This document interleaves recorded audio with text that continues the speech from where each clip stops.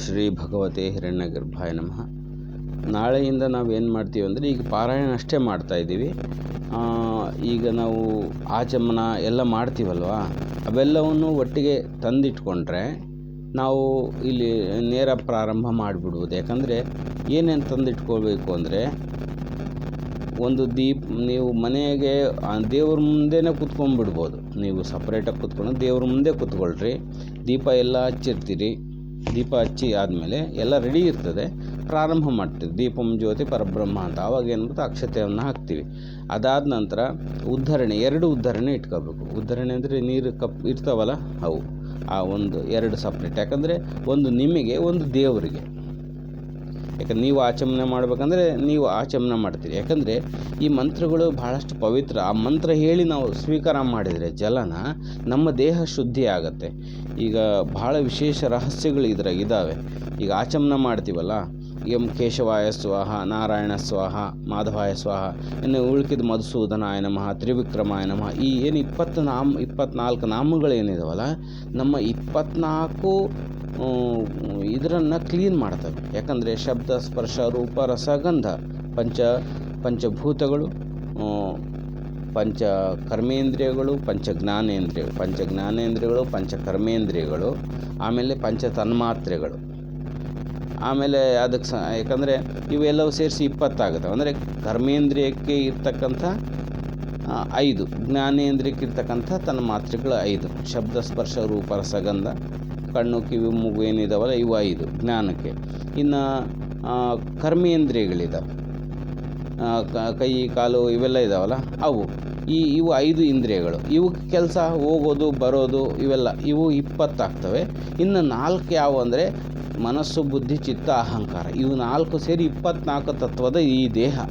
24 ಈ ತತ್ವದ ದೇಹ ಶುದ್ಧಿ ಆಗಲಿಕ್ಕೆ ಈ ಮಂತ್ರಗಳನ್ನ ಇಟ್ಟಿದ್ದಾರೆ, ಸುಮ್ಮನೆ ಇಟ್ಟಿಲ್ಲ ಅಲ್ಲಿ. ಹಾಗಾಗಿ ನಾವು ಆಚಮನ ಮಾಡ್ತೀವಿ ಅಂದರೆ ಆ ದೇಹ ಶುದ್ಧಿ ಆಗಲಿಕ್ಕೆ ಇಟ್ಟಿದ್ದಾರೆ.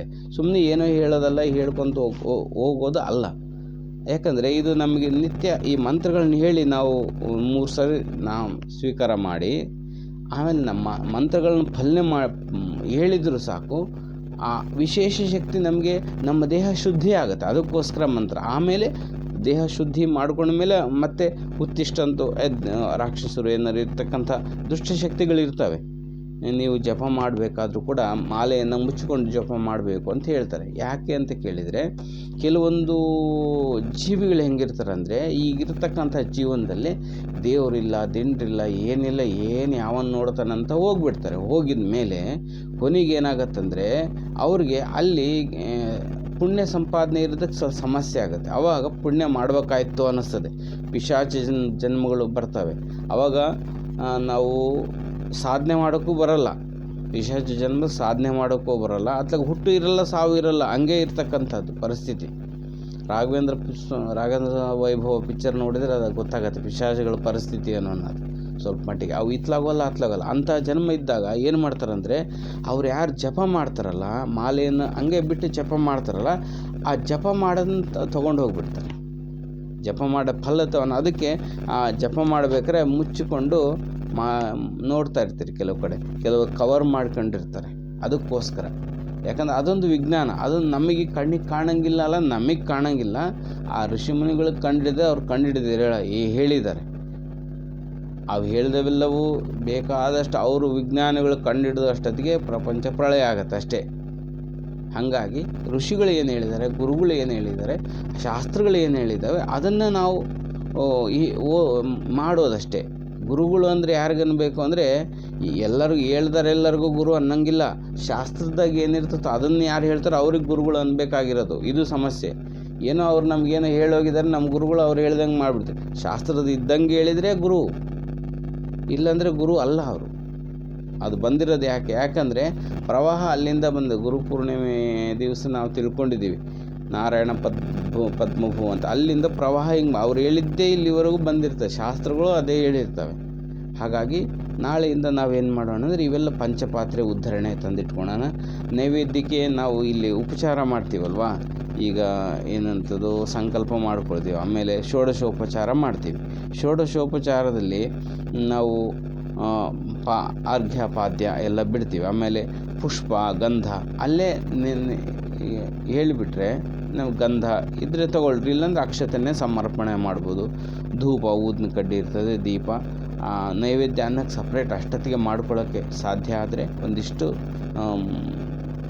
ಪಾಯಸ ಅನ್ನ, ಕ್ಷೀರಾನ್ನ ಅನ್ನದಿಂದ ಹಾಲಿನ ಅನ್ನ ತಯಾರು ಮಾಡಿರಿ, ಅದು ಭಾಳ ಒಳ್ಳೆಯದು.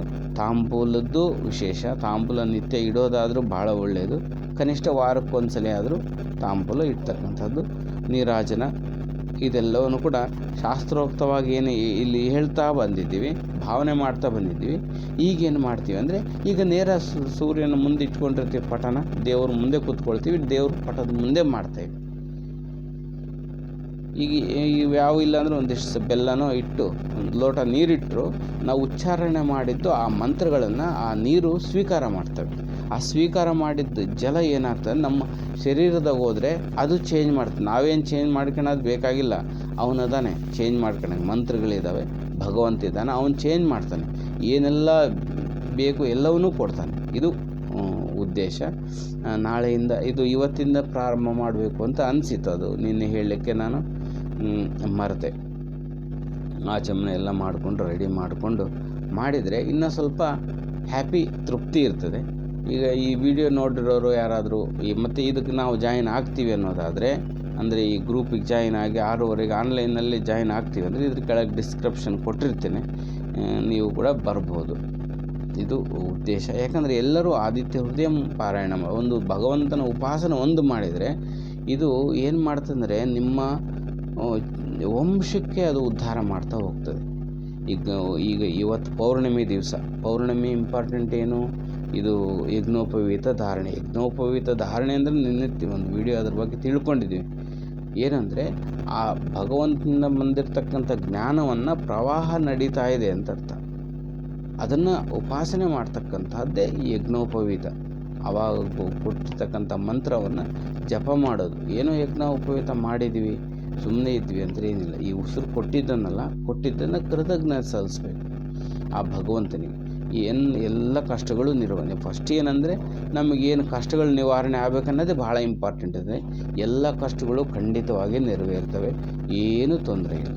ನಾವು ಗಾಬರಿ ಎಷ್ಟು ಮಾಡ್ಕೊತೀವೋ ಅಷ್ಟು ನಿಧಾನ ಆಗತ್ತೆ. ಬಿಟ್ಟರೆ ನಾವು ಶ್ರದ್ಧೆಯಿಂದ ಮಾಡಿದರೆ ಬಹಳ ಸುಲಭವಾಗಿ 1-3 ತಿಂಗಳು ಒಂದು ಆದಿತ್ಯ ಹೃದಯ ಕಂಟಿನ್ಯೂ ಆಗಿ ಮಾಡಿದರೆ ಖಂಡಿತವಾಗಿ ಎಲ್ಲ ಸಮಸ್ಯೆಗಳು ನಿಧಾನಕ್ಕೆ ಪರಿವರ್ತನೆ ಆಗ್ತಾ ಹೋಗಲಿ. ದಿಢೀರ್ ಲೈಟ್ ಆಗ್ದಂಗೆ ಆಗೋದೇ ಇಲ್ಲ. ಅದು ಶಾಸ್ತ್ರನೂ ಅಲ್ಲ. Okay, thanks. ಮತ್ತೇನಾರ ನೀವು ನಿಮ್ಮ ಏನಾರು ಹೇಳೋದಾದರೆ ಹೇಳ್ಬೋದು, ನೀವು ನಿಮ್ಮ ಅನಿಸಿಕೆ.